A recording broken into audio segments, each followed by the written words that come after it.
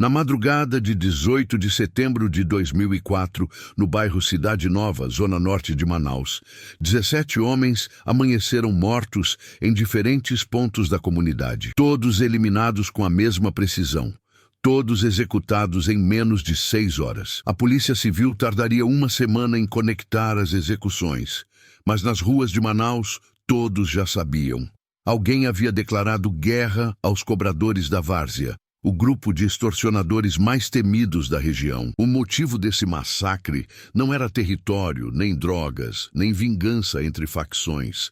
Era uma mercearia que havia ardido até os alicerces com uma menina de 7 anos ainda dentro. E quando Roberto Silva Machado, seu pai, um comerciante de 48 anos que jamais havia levantado a mão contra ninguém, decidiu cobrar essa dívida, desatou uma cadeia de violência que marcaria Manaus para sempre. Se você tem a coragem de conhecer essa história, deixe seu like e se inscreva no canal. Mas eu te aviso, essa narrativa contém violência extrema, baseada em fatos reais do norte do Brasil em meados dos anos 2000. Manaus, em setembro de 2004, era uma bomba relógio. A capital do Amazonas, com mais de 1,6 milhão de habitantes espremidos em comunidades que crescem como cogumelos sem planejamento urbano, sem serviços básicos, sem futuro visível. Cidade Nova, localizada na zona norte do município, era um labirinto de ruas sem asfalto, onde as casas de madeira e alvenaria, sem acabamento, se colam umas às outras como dentes tortos. O ar cheirava permanentemente a lixo queimado, porque o caminhão coletor só passava 2 vezes por semana, e a diesel barato dos milhares de ônibus e vans que percorriam as avenidas principais, transportando trabalhadores para o distrito industrial e para o centro da cidade cada madrugada. As ruas se transformaram em rios de lama na temporada de chuvas. Em setembro, ainda caíam aguaceiros que inundavam as casas dos que viviam nas partes baixas. As crianças caminhavam descalças pela água marrom que arrastava lixo e fezes de cachorro, brincando como se fosse uma piscina. Em 2004, o Brasil vivia o governo de Luiz Inácio Lula da Silva, primeiro presidente operário do país. Se supunha que as coisas iam mudar, que os programas sociais trariam segurança, emprego e justiça. Mas em Manaus, ninguém viu essas mudanças. O único que viram foi como as gangues se multiplicavam, como a cobrança de piso se tornava mais agressiva, como os pequenos negócios fechavam um atrás do outro porque não conseguiam pagar as taxas que exigiam deles cada semana. A polícia militar era uma piada. Todos sabiam que trabalhavam para os mesmos grupos que extorquiam os comerciantes. Denunciar um crime significava que viriam os mesmos policiais que trabalhavam para os criminosos para perguntar por que você tinha aberto a boca. O estado do Amazonas, em 2004, tinha um governador chamado Eduardo Braga, que anos depois seria senador investigado por corrupção, mas naquele momento controlava tudo com punho de ferro desde a capital, alheio ou indiferente ao que acontecia em bairros como Cidade Nova, onde as pessoas sobreviviam como podiam. Roberto Silva Machado tinha 48 anos em setembro de 2004 e levava 24 anos sendo comerciante. Sua mercearia, Empório São Sebastião, ficava na esquina da Rua das Acácias com a Avenida das Torres, um estabelecimento de 57 metros com paredes de alvenaria pintadas de verde água e uma placa feita à mão que dizia fiado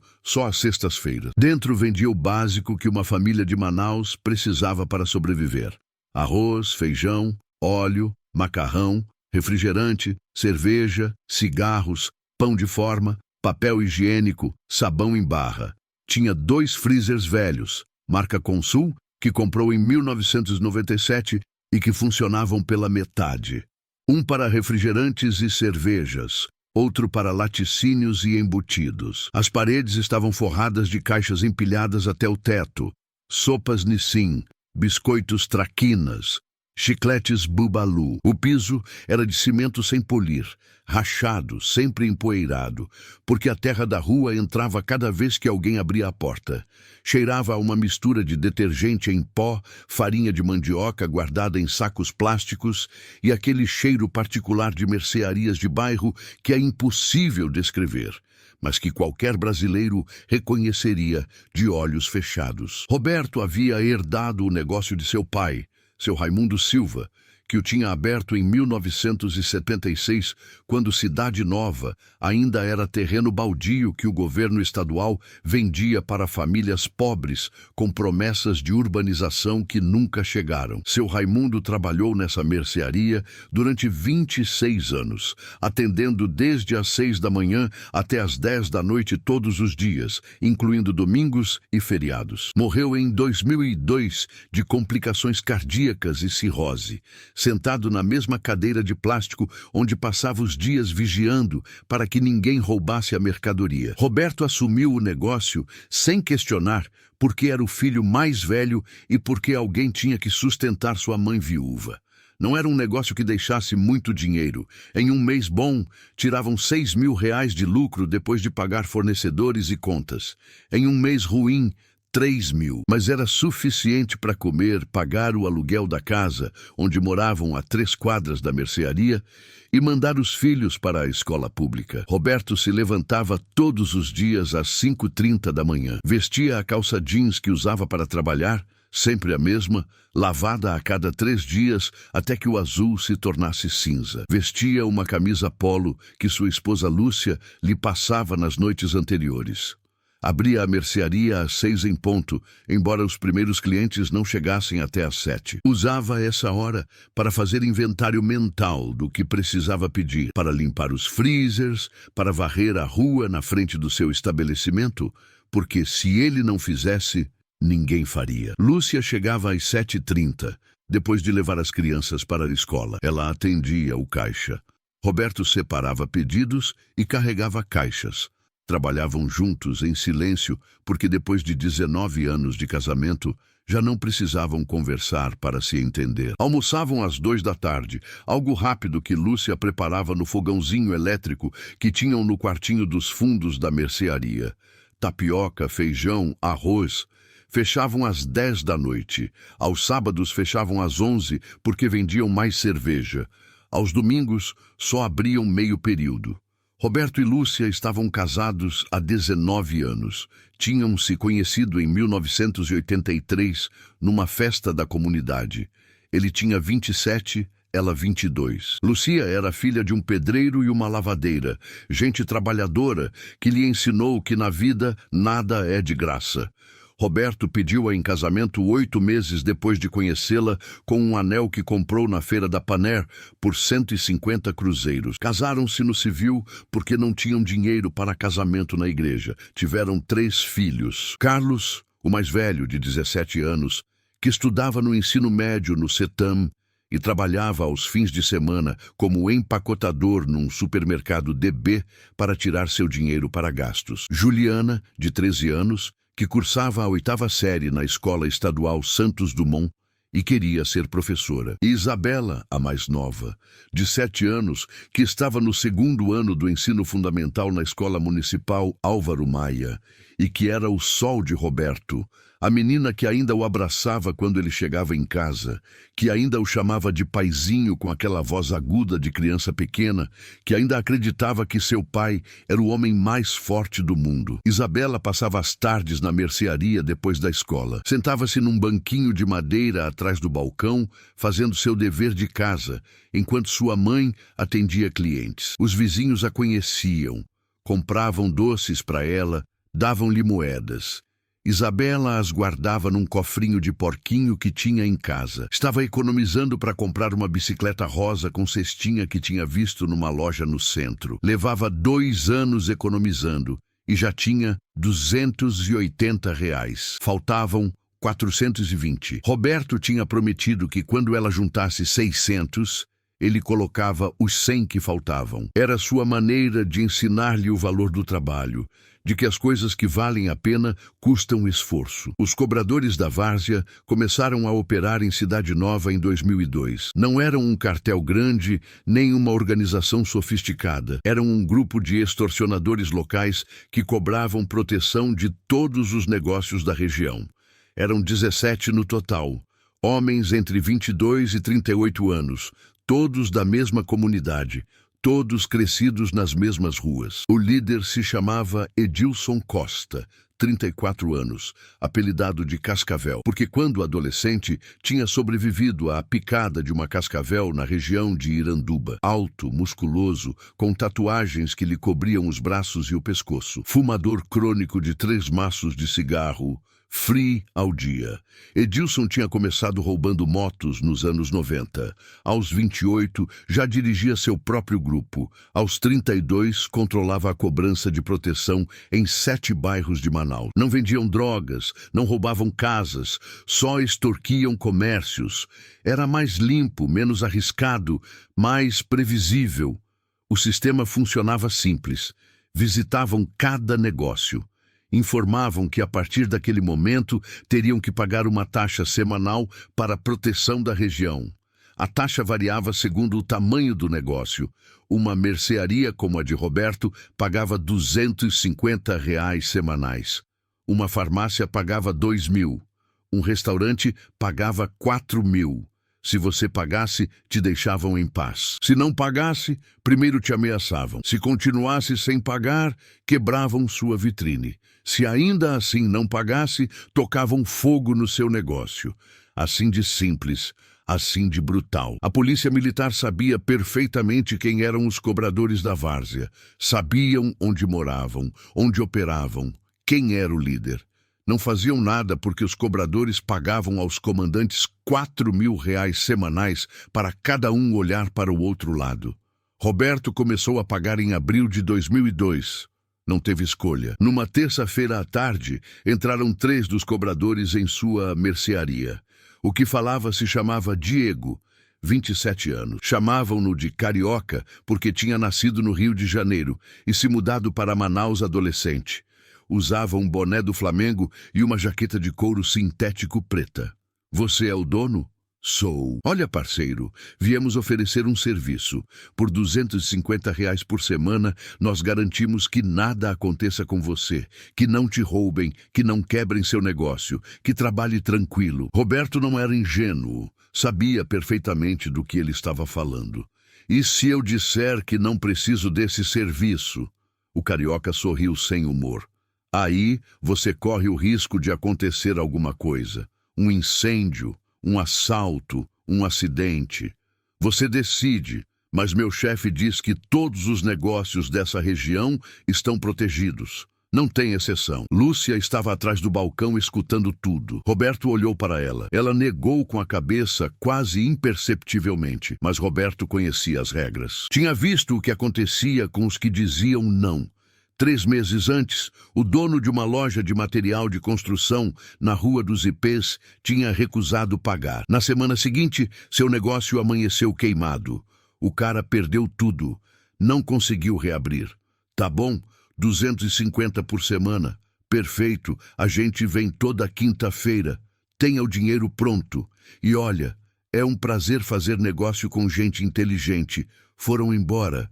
Lúcia esperou que se afastassem para falar. A gente não pode pagar isso. Já nos custa trabalho tirar para comer. Não temos escolha.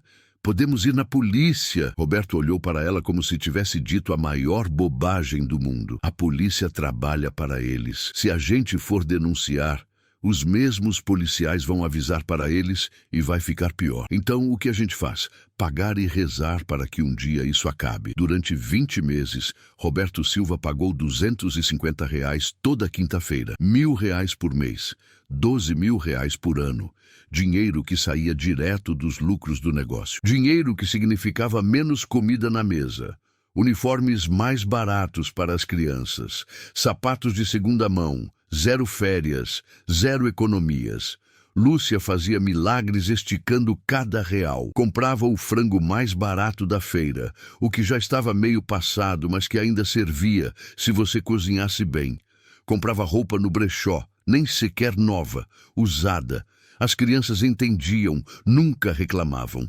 Mas Roberto via como Carlos deixou de sair com seus amigos porque não tinha dinheiro. Via como Juliana usava o mesmo par de tênis durante 2 anos, embora já ficassem pequenos. Via como Isabela lhe perguntava quando ia poder comprar sua bicicleta e ele tinha que mentir dizendo logo, filha, logo. Em agosto de 2004, Roberto já não pôde pagar. As vendas tinham caído porque a economia estava ruim. As pessoas compravam menos. Fiavam mais. Roberto tinha um caderno onde anotava as dívidas dos clientes. Somavam R$ 9.500 que não tinha conseguido cobrar. Dona Márcia devia 2. Deros é 0. Seu Antônio devia 1.800. A senhora Cleide devia 1.500. Todos com promessas de que na próxima semana pagavam. Que assim que chegasse o salário, que não se preocupasse, mas os salários chegavam e não pagavam, e Roberto não tinha coração para negar-lhes a mercadoria, porque conhecia essas famílias, sabia que estavam na mesma situação que ele. A quinta-feira, 2 de setembro, quando o carioca chegou para buscar seu pagamento semanal, Roberto teve que dizer algo que nunca tinha dito em 20 meses. Não tenho completo. O carioca levantou uma sobrancelha. O quê? Só tenho 120. A semana foi ruim. Te pago os outros 130 na próxima semana. Não funciona assim, parceiro. São 250 toda quinta. Não 120 essa semana e 130 na outra. Eu sei, mas é que realmente não tenho. Olha, Roberto tirou seu caderno de dívidas. Me devem R$ 9.500. Quando eu cobrar, te pago dobrado, te dou 500 na próxima semana. O carioca riu. Você acha que meu chefe vai aceitar isso? Ele não vende farinha, mano. Ele cobra pontual porque se deixa um se atrasar, todos vão querer se atrasar. É só uma semana. Vou falar com meu chefe, mas te aviso que ele não vai gostar. O carioca foi embora. Roberto sentiu um nó no estômago. Lúcia tinha escutado tudo do quartinho dos fundos. O que a gente vai fazer? Não sei, talvez meu irmão me empreste. Roberto tinha 2 irmãos. Paulo, de 45 anos, que trabalhava numa fábrica de plásticos no Distrito Industrial, e Marcelo, de 40, que era taxista. Ligou para eles naquela mesma tarde. Paulo disse que estava pagando um empréstimo e não tinha de onde tirar. Marcelo disse que acabava de gastar tudo consertando o táxi que tinha quebrado. Nenhum dos dois podia emprestar. Roberto entendeu. Todos estavam na mesma situação. A sexta-feira, 3 de setembro, o carioca voltou com 2 homens a mais. Um deles era Edilson, o Cascavel, o líder dos cobradores da várzea. Alto, forte, com um olhar que gelava o sangue. Fumava um cigarro free enquanto examinava a mercearia, como se estivesse avaliando quanto custaria queimá-lo. O carioca me disse que você teve um probleminha com o pagamento. Não é que eu não queira pagar, é que essa semana não me sobrou. Mas na próxima eu te pago dobrado, eu juro. Sabe quantos negócios me pagam toda semana? 71. Sabe o que aconteceria se eu deixo um se atrasar? Todos vão querer se atrasar. E aí meu negócio acaba. Eu entendo, mas não tem mais. Você assinou um acordo. No 250 toda quinta. Hoje é sexta e você me deve 130 mais a semana de atraso. São outros 250, total 380. Não tenho 380. O Cascavel jogou o cigarro no chão da mercearia. Apagou com a sola do sapato, deixando uma marca preta no cimento. Então vamos ter um problema. Me dá mais uma semana, só uma. Vou vender o que puder, vou cobrar dívidas. Eu junto tudo. O Cascavel pensou. Olhou ao redor da mercearia. Seus olhos pararam em Isabela, que estava sentada no seu banquinho, fazendo o dever de matemática alheia à conversa. É sua filha? Roberto sentiu o coração parar. É. Está bonitinha. Quantos anos ela tem? 7. O Cascavel sorriu. Um sorriso que não chegou aos seus olhos. Vou te dar uma semana, mas não porque você é especial. É porque sua filha me caiu bem. Na quinta-feira que vem, 9 de setembro, quero os 380 mais os 250 dessa semana. São 630 no total. Se não tiver, vai acontecer uma coisa muito feia. Entendeu? Entendi. E para você ver que eu falo sério, o Cascavel pegou um engradado de cervejas Skol do freezer. Não pagou. Foi embora com seus 2 homens. Roberto ficou ali parado, tremendo. Lúcia saiu do quartinho dos fundos pálida. Escutou tudo, Vamos fazer o que for necessário. Durante os próximos 5 dias, Roberto Silva fez tudo humanamente possível para conseguir R$ 630. Vendeu seu celular, um Motorola velho que lhe deram R$ 80. Vendeu seu relógio, mais R$ 40. Vendeu o aparelho de som de sua casa, 150. Pediu emprestado para vizinhos, para clientes, para qualquer um que conhecesse. Alguns lhe deram R$ 20, outros 30, outros nada. Lúcia vendeu sua aliança de casamento, aquela que Roberto tinha lhe dado há 19 anos. Deram R$ 250 numa casa de penhores. Juntos, somaram exatamente R$ 560. Faltavam 70. Na quarta-feira, 8 de setembro à noite, Roberto tinha R$ 560 num envelope.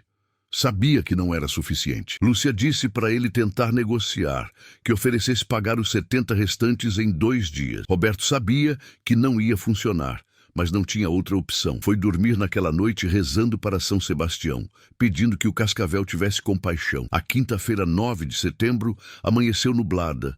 Uma daquelas manhãs cinzas de setembro, onde o céu parece um cobertor sujo. Roberto abriu a mercearia às 6, como sempre. Isabela tinha aula naquele dia, mas Lúcia decidiu que ela não fosse, que ficasse em casa. Não explicou por quê, só disse que não estava se sentindo bem. Isabela fez birra. Queria ir porque tinham aula de educação física, e essa era sua favorita.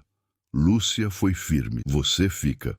Às 2 da tarde, Lúcia teve que sair para levar comida para sua mãe, que morava a 8 quadras e que estava doente de diabetes. Perguntou para Roberto se ele podia ficar sozinho na mercearia. Ele disse que sim. Lúcia levou Carlos e Juliana com ela. Isabela ficou na casa de uma vizinha, Dona Socorro, que morava na casa ao lado. Roberto ficou sozinho na mercearia. Eram 3 da tarde.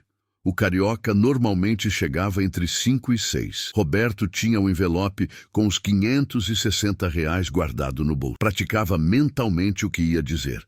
Tenho 560. Te pago os 70 restantes no sábado. Dou minha palavra. Às 3h30 tocou o telefone da mercearia. Era um número que não reconheceu. Alô, Roberto, é o Cascavel. O coração de Roberto acelerou. Que foi? Nada. Só queria avisar que não vou poder passar aí hoje. Ah, tá bom. Então amanhã. Não, decidi que já não preciso do seu dinheiro. Roberto não entendeu. Como assim? Te falei que se não me pagasse ia acontecer uma coisa muito feia. Pois já aconteceu. Do que você está falando? Do outro lado da linha, o Cascavel riu. Olha para a sua casa. Roberto saiu correndo da mercearia. Sua casa ficava a 40 metros. Viu fumaça preta saindo das janelas. Depois viu as chamas. Sua casa estava pegando fogo. Correu, gritou o nome de Isabela. Dona Socorro saiu de sua casa gritando também. Não consegui tirar ela. Trancaram a porta com cadeado por fora. Não consegui entrar. Roberto tentou abrir a porta principal. Estava trancada com cadeado por fora, um cadeado que ele não tinha colocado. Tentou arrombar a porta com chutes. Não conseguiu. A porta era de metal. Correu para a janela, tentou quebrar o vidro com as mãos. Cortou as palmas. O sangue corria, mas não importava. Quebrou o vidro, tentou entrar. As chamas o repeliram. O calor era insuportável. Escutava Isabela gritando lá de dentro. Paizinho, paizinho, me ajuda. Os vizinhos chegaram, alguns com baldes de água que eram inúteis contra o fogo. Outros só olhando. Alguém chamou os bombeiros. Roberto continuava tentando entrar pela janela, queimando os braços, inalando fumaça, gritando o nome de sua filha. Os bombeiros chegaram 20 minutos depois. Naquele momento a casa era uma fogueira. Levaram 25 minutos para controlar o fogo. Quando finalmente puderam entrar, encontraram o corpo de Isabela no quarto dela. Tinha tentado se esconder embaixo da cama. Não funcionou. A fumaça a matou antes do fogo. Tinha 7 anos. Estava economizando para uma bicicleta rosa com cestinha. Faltavam R$ 120. Roberto Silva ficou ajoelhado na frente dos escombros de sua casa durante 3 horas. Não chorava.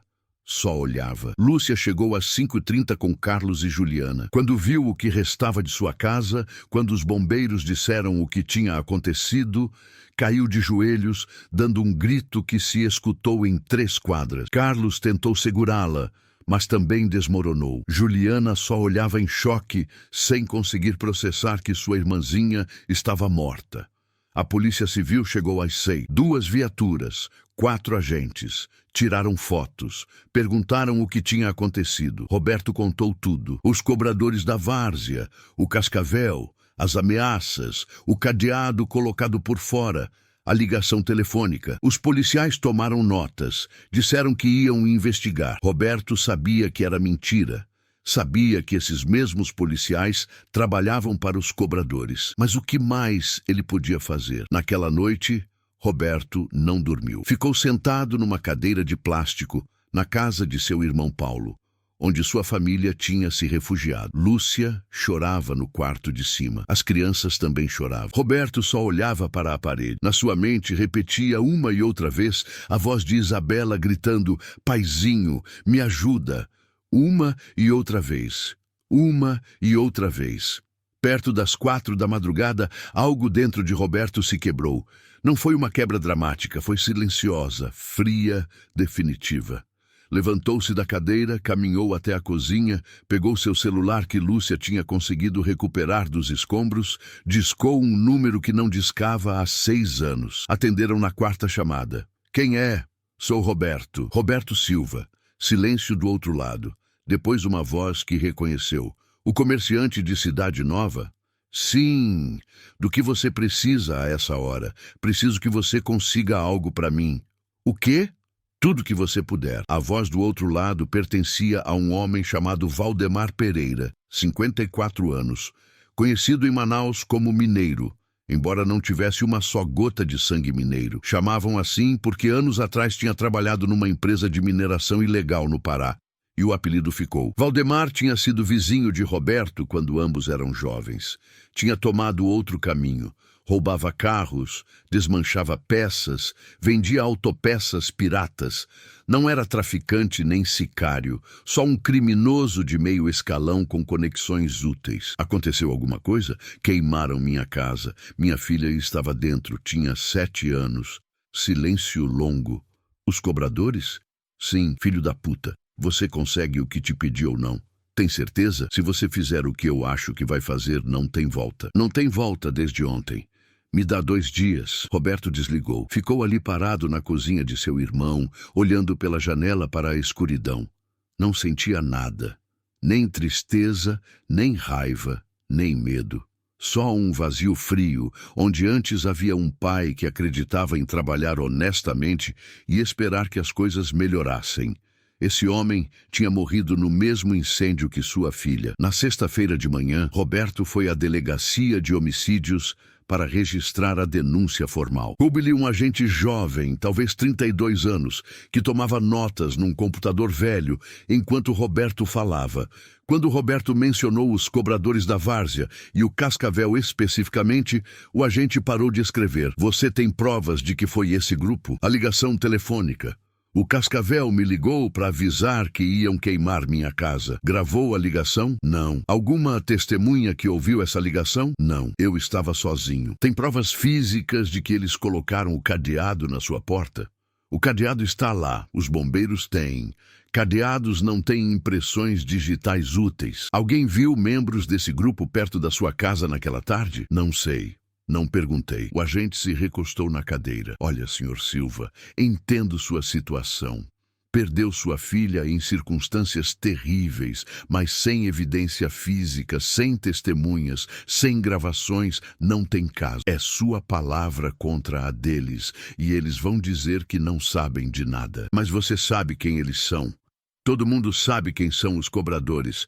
Saber e provar são 2 coisas diferentes. Então vão ficar livres. Vão continuar fazendo a mesma coisa." O agente não respondeu. Não precisava. Seu silêncio foi resposta suficiente. Roberto saiu da delegacia, sabendo que não haveria justiça. O sistema tinha falhado antes de começar. Essa confirmação não o deixou com raiva. O tranquilizou. Significava que o que estava prestes a fazer era a única opção real. No sábado, 11 de setembro, Roberto se encontrou com Valdemar, o mineiro, num terreno baldio perto da BR-174. Valdemar chegou numa caminhonete S10 branca. Do banco de trás tirou uma mochila de lona preta. Colocou no chão. Consegui 7, 2,38, 3,380, uma 9mm e uma espingarda calibre 12 de cano cerrado. Também 60 balas para cada uma. Te custa 13 mil, mas como é você, te cobro 10. Roberto não tinha 10 mil reais. Não tinha nem 1.000. Sua casa tinha queimado com tudo dentro. Sua mercearia continuava fechada. Não tinha entrada de dinheiro em 3 dias. Não tenho. Então por que você me fez vir até aqui? Vou te pagar. Me dá 2 semanas. Valdemar olhou fixamente para ele. Com o quê? Sua mercearia está fechada. Sua casa não existe mais. Com a mercearia. Vou assinar para você. Vale mais de 10 mil. Não quero uma mercearia. Então o que você quer? Valdemar pensou. Tirou um cigarro Eite e acendeu. Quero estar no time. Roberto não entendeu. Que time? O time que vai contra os cobradores. Se vou te dar as armas, quero participar. E conheço outros 4 que também querem entrar. Por que eles iriam querer me ajudar? Porque os cobradores também cobram de mim. De mim e de todos os negócios de Manaus. Todo mundo os odeia. Mas ninguém faz nada porque tem medo. Se você vai contra eles, muitos vão querer te ajudar. Roberto nunca tinha imaginado que não estaria sozinho. Tinha pensado que ia ter que fazer tudo sozinho, provavelmente morrer na tentativa. Mas a ideia de ter apoio, de ter gente que compartilhasse sua raiva, isso mudava as coisas. Quem são esses 4? Anderson Rodrigues tem um açougue em Jorge Teixeira. Os cobradores queimaram o negócio dele ano passado porque ele não pagou por 2 semanas. Conseguiu reabrir, mas perdeu tudo. Quer vingança. Felipe Mendes tem uma oficina mecânica no Aleixo. Os cobradores espancaram o irmão dele até deixá-lo em cadeira de rodas porque tentou se defender quando foram cobrar dele. E tem Renato Lima. Ele não tem negócio, mas o cunhado dele tem. Uma papelaria no Novo Aleixo. Os cobradores extorquem o cunhado toda semana. Renato odeia que a família viva com medo. E tem o Cristiano Souza. Ele tem um bar no São José. Também paga toda semana. Está cansado. E você? Por que quer entrar? Valdemar jogou o cigarro pela metade no chão. Apagou com o pé. Porque estou cansado de viver de joelhos. E porque o que fizeram com sua filha não tem perdão. Se vamos fazer isso, fazemos direito. Os 17. Não deixamos nenhum vivo. Roberto sentiu algo parecido com gratidão. Não estava sozinho. Tá bom, mas preciso da minha família também. Dos meus irmãos. Quantos irmãos você tem? 2. E 4 primos que nos devem favores. Estão dispostos? Vão estar quando eu contar o plano. Valdemar estendeu a mão. Então, trato feito. As armas são suas e os 5 vamos contigo. Apertaram as mãos. Valdemar deixou a mochila com as armas no chão. Foi embora na sua caminhonete. Roberto ficou ali parado, segurando a mochila preta que continha a única coisa que ele precisava para fazer justiça num mundo onde a justiça não existia. Durante os próximos 5 dias, Roberto Silva recrutou seu exército pessoal. No sábado à tarde, falou com seus 2 irmãos, Paulo e Marcelo. Os 3 se reuniram na casa de Paulo, no quarto de cima onde ninguém podia escutá-los. Roberto contou tudo, mostrou as armas que Valdemar tinha conseguido, explicou que iam contra os cobradores, os 17, e que precisava de apoio. Paulo e Marcelo não duvidaram nem um segundo. Conta comigo, disse Paulo. Isabela era minha sobrinha, amava ela como se fosse minha filha. E comigo, disse Marcelo. Além do mais, esses filhos da puta também me cobram. Toda semana me tiram R$ 180 do táxi. Já estou de saco cheio. No domingo, Roberto visitou 4 de seus primos. Alexandre, que tinha uma granja em Monte das Oliveiras. Fernando, que trabalhava como segurança num Carrefour. Gustavo, que era pedreiro. E Tiago, que era motoboy. Os 4 disseram que sim. Alexandre porque também pagava proteção. Fernando porque a irmã dele tinha sido violada por um dos cobradores há 2 anos e nunca houve justiça. Gustavo simplesmente porque odiava os extorsionadores com toda a sua alma. Tiago, porque o pai dele tinha perdido o comércio por causa dos cobradores. Na segunda-feira de manhã, Valdemar chegou com os 5 homens que tinha prometido. Anderson, o açougueiro, era um homem corpulento de 50 anos com mãos enormes, acostumadas a carregar gado morto. Felipe, o mecânico, tinha 37 anos e músculos desenvolvidos de carregar pneus e motores. Renato era o mais jovem, 31 anos, magro, mas com um olhar duro de quem viu muita coisa. Cristiano tinha 43 anos, dono de bar, musculoso de carregar engradados de cerveja, e um quinto homem que Valdemar trouxe de última hora. Um rapaz de 24 anos chamado Rafael, que não tinha nenhuma razão pessoal para estar ali, exceto que Valdemar era seu padrinho e lhe devia tudo. Se reuniram todos no terreno baldio, onde Roberto tinha se encontrado com Valdemar. 12 homens no total. Roberto, seus 2 irmãos, 4 primos, Valdemar, Anderson, Felipe, Renato, Cristiano e Rafael. Roberto abriu no chão um mapa de Manaus que tinha impresso num cybercafé. Tinha marcado com caneta vermelha as casas dos 17 membros dos cobradores da várzea. Tinha estudado essa informação durante dias.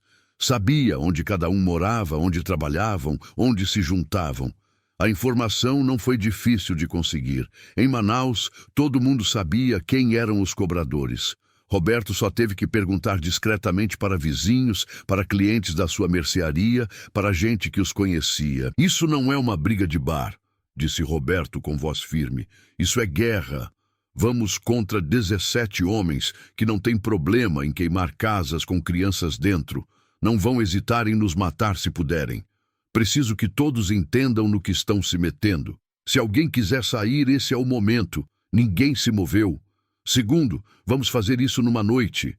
Tudo em menos de 7 horas. Se deixarmos algum vivo, ele vai nos procurar, vai nos encontrar, vai matar nossas famílias. Tem que ser limpo, tem que ser completo. Os 12 homens assentiram. Terceiro, quando nos pegarem, porque vão nos pegar, ninguém menciona nomes, ninguém delata ninguém. Cada um assume sua responsabilidade. Alguém tem problema com isso? Silêncio. Bom, então vamos começar a planejar. Roberto dividiu o grupo em 6 duplas. Cada dupla teria entre 2 e 3 alvos designados. Trabalhariam simultaneamente para maximizar o fator surpresa. Usariam 4 caminhonetes emprestadas que Valdemar tinha conseguido. Se comunicariam com rádios Motorola que Fernando tinha conseguido do trabalho. Dupla 1, Paulo e Marcelo. Alvos: o carioca, o gaúcho, o loiro. Todos moravam na mesma quadra em Cidade Nova. Dupla 2, Alexandre e Fernando. Alvos: o frango, o japonês, o tigre. Todos se juntavam toda noite numa casa de jogos no Aleixo. Dupla 3, Gustavo e Anderson. Alvos: o Carlão, o Aranha, o Gordo. Trabalhavam como cobradores em Jorge Teixeira. Dupla 4, Tiago e Felipe. Alvos: o Careca, o Urso, o Peixe. Irmãos que moravam juntos no São José. Dupla 5, Renato e Cristiano. Alvos: o Ratão, o Mosca. Moravam em casas vizinhas no Novo Aleixo. Dupla 6, Valdemar e Rafael. Alvos: o Cascavel, Edilson Costa, o Líder, o Tatu, o Baixinho. Os 3 se reuniam toda noite na casa do Cascavel no Monte das Oliveiras para contar o dinheiro do dia. Roberto supervisionaria tudo de uma posição central, pronto para responder se algo desse errado. Distribuiu as 7 armas, uma para cada dupla. Mais uma extra para a dupla 6, porque iam contra o líder e seus 2 lugares-tenentes mais próximos. Durante os próximos 3 dias ensaiaram, não nas locações reais, mas no mesmo terreno baldio, simulando distâncias, praticando entradas coordenadas, sincronizando relógios para atacar todos ao mesmo tempo. Valdemar, que tinha sido da aeronáutica na juventude, ensinou coisas básicas: como segurar uma arma corretamente, como se mover na escuridão, como se comunicar sem falar. Roberto era rigoroso. Qualquer erro era corrigido imediatamente. Repetiam cada movimento até sair perfeito. Os homens às vezes reclamavam, diziam que já estavam prontos. Roberto os calava com uma frase: minha filha morreu porque alguém não planejou direito. Não vamos cometer o mesmo erro. Na quarta-feira à noite, Roberto teve uma conversa com Lúcia. Ela sabia o que seu marido estava planejando, não por confissão direta, mas porque o conhecia. Sabia que Roberto não era homem de deixar as coisas sem resolver. Sentaram-se na cozinha da casa de Paulo, onde ainda estavam refugiados. Quando? Perguntou Lúcia. Amanhã à noite. Você vai voltar? Não sei. Lúcia fechou os olhos. 2 lágrimas correram por suas bochechas. Não eram lágrimas de tristeza. Eram de aceitação. Me promete que vai acabar com todos, que nenhum vai escapar. Prometo. E se você não voltar, quero que saiba que eu entendo, que não te culpo, que você fez o único que podia fazer. Roberto a abraçou. Ela cheirava a sabonete de erva doce e tristeza. Cuida do Carlos e da Juliana sempre. A quinta-feira, 16 de setembro de 2004, amanheceu com céu limpo. Roberto levantou-se às 6 da manhã, tomou banho com água fria, vestiu-se com roupa escura que Paulo tinha emprestado. Olhou-se no espelho. O homem que olhava de volta tinha 60 anos, embora só tivesse 48. Tinha olheiras profundas, o cabelo mais grisalho que na semana passada, as mãos ainda enfaixadas pelas queimaduras que fez tentando salvar Isabela. Passou o dia verificando cada detalhe. Ligou para cada um dos 11 homens para confirmar que estavam prontos. Todos confirmaram. Às 6 da tarde, se reuniram no terreno baldio pela última vez. Revisaram as armas, sincronizaram relógios, repassaram o plano mais uma vez. Às 8 da noite, subiram nas 4 caminhonetes. Uma Hilux branca que dirigia Marcelo, uma Frontier vermelha que dirigia Valdemar, uma Ranger preta que dirigia Fernando e uma Amarok cinza que dirigia Tiago. Saíram em direção a diferentes pontos de Manaus. A operação começaria às 11 da noite, exatamente. Todos atacariam ao mesmo tempo. Roberto ia na caminhonete de Valdemar junto com Rafael. Não levava arma. Seu trabalho não era matar diretamente, era coordenar.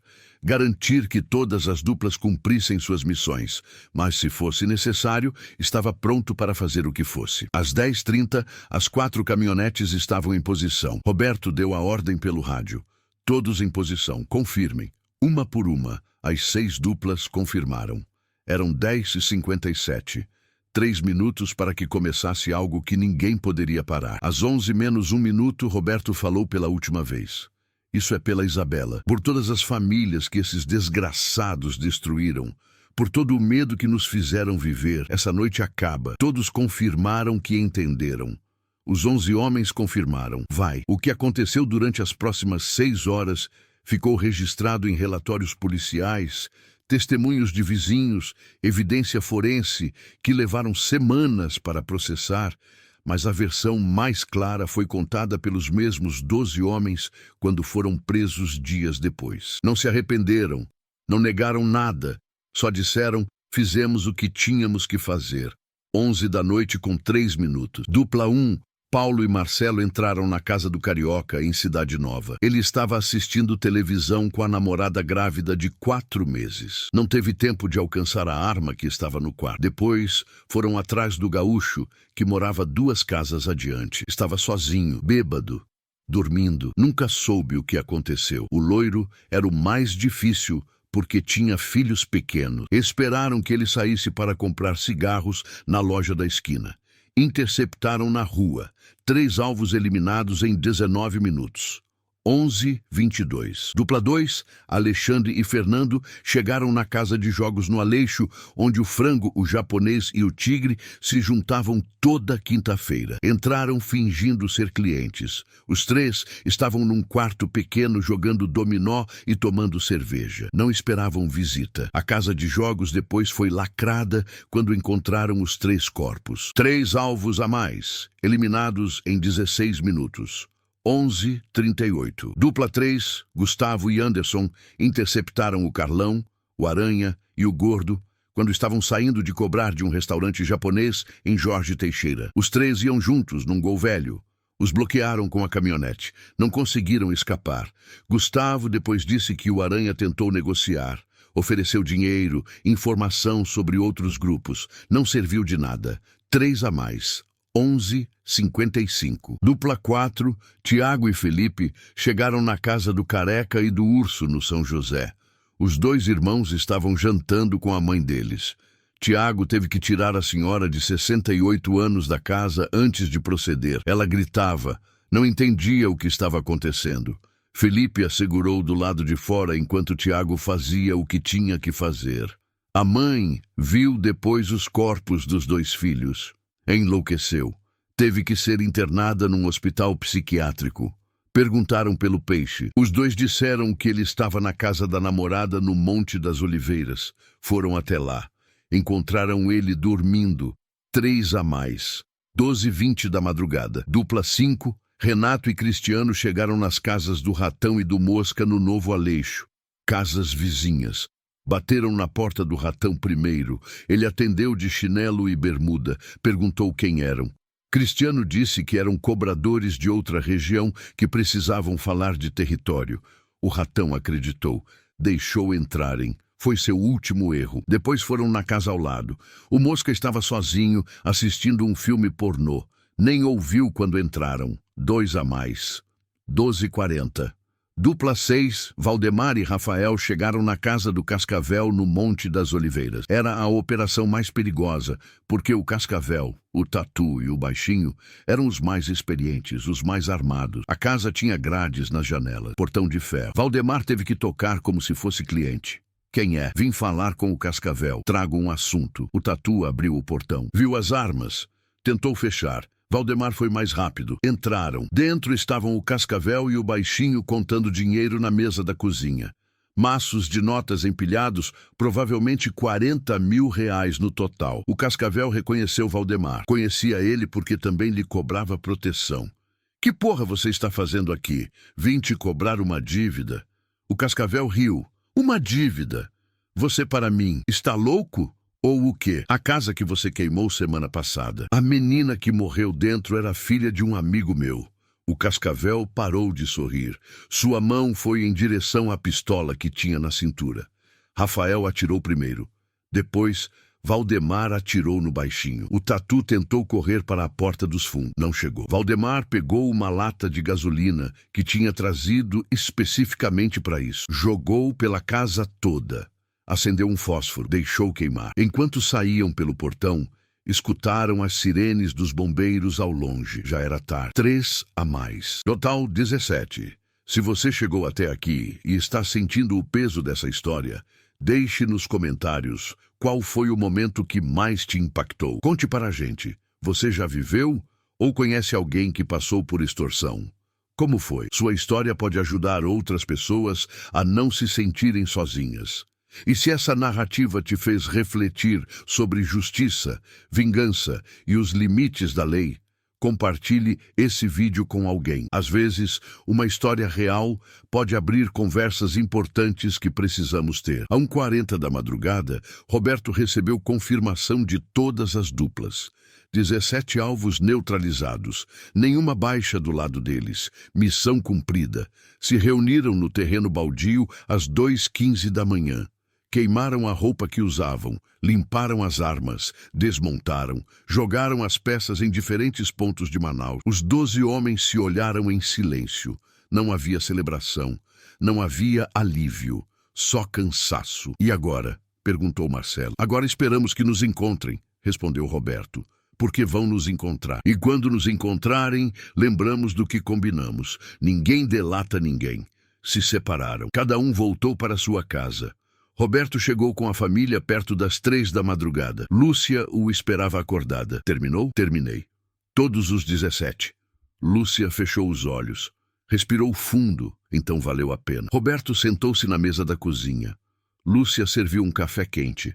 Ficaram ali até amanhecer sem falar, sabendo que aquela era a última manhã de liberdade. A Polícia Civil encontrou os primeiros corpos na sexta-feira, às 7 da manhã. Ao meio-dia, já tinham encontrado os 17. As notícias explodiram. Massacre em Manaus. 17 homens executados numa só noite. Os repórteres especulavam guerra entre facções, limpeza interna, vingança de grupo rival. Ninguém mencionava extorsão nem meninas queimadas, porque a narrativa oficial era que os cobradores da várzea eram empresários locais que tinham sido vítimas da violência do crime organizado. Mas em Manaus todos sabiam a verdade. Roberto, o comerciante, tinha se vingado e ninguém o culpava. A Polícia Civil demorou 13 dias para prender os primeiros suspeitos. Na terça-feira, 29 de setembro, chegaram na casa de Paulo às 6 da manhã. 28 agentes com armas de grosso calibre. Em 48 horas, tinham prendido os 12. A evidência era esmagadora. Testemunhas que os tinham visto nas caminhonetes. Câmeras de segurança de lojas que gravaram placas. Um vizinho do terreno baldio que ouviu eles ensaiando. As armas que não tinham sido completamente destruídas e ainda tinham resíduos de pólvora nas mãos de alguns deles. Quando interrogaram Roberto, ele confessou tudo, não negou nada. Quando perguntaram por quê, mostrou a foto de Isabela que levava na carteira. Essa é minha filha, tinha 7 anos. Eles a queimaram viva porque eu não pude pagar R$ 70. Vocês acham que eu ia deixar isso passar? O julgamento aconteceu em março de 2005. Os 12 foram acusados de homicídio qualificado com premeditação. A promotoria pediu 40 anos para cada um. A defesa argumentou legítima defesa da honra, estado de necessidade, excludente de ilicitude por coação moral irresistível. Nada funcionou. O juiz foi claro. Independentemente das circunstâncias, fazer justiça com as próprias mãos é crime.